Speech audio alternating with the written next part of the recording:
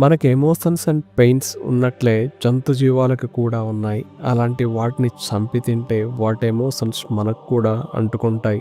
సాధ్యమైనంత వరకు non veg తినకుండా శాకాహారాన్ని మాత్రమే తినే ప్రయత్నం చేయండి. మాంసాహారం కంటే శాకాహారంలో ఎక్కువ ప్రోటీన్స్, విటమిన్స్ ఉన్నాయి.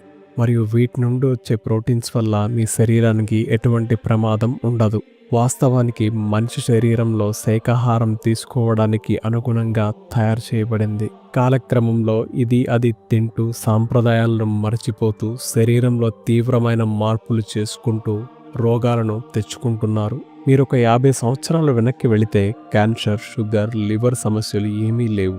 ఎందుకంటే ఇప్పుడు తింటున్న ఆహారంలో వాళ్ళు నాన్ వెజ్ తినేవాళ్ళు కారు, మరియు ఇప్పట్లా విచ్చలవిడి ఆహారం తీసుకునేవారు కూడా కాదు. అందుకే వాళ్ళు ఆరోగ్యకరంగా ఉండేవాళ్ళు మరియు వారి శక్తి స్థాయిలో మంచి మార్పులు ఉండేవి. గుర్తుంచుకోండి, ఏది జరగాలన్నా సరే శక్తి అవసరం. ఆ శక్తిని మీరు యోగా, మంత్ర సాధన, ధ్యానం, దేవాలయ దర్శనం ఇలా ఎక్కడి నుండైనా పొందండి.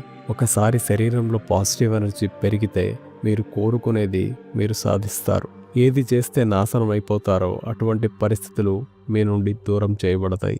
ఏది చేస్తే మీ జీవితం ఉత్తమంగా ఉంటుందో అటువంటి పరిస్థితులు మీకు ఎదురుపడతాయి. సర్వే జనా సుఖినో భవంతు.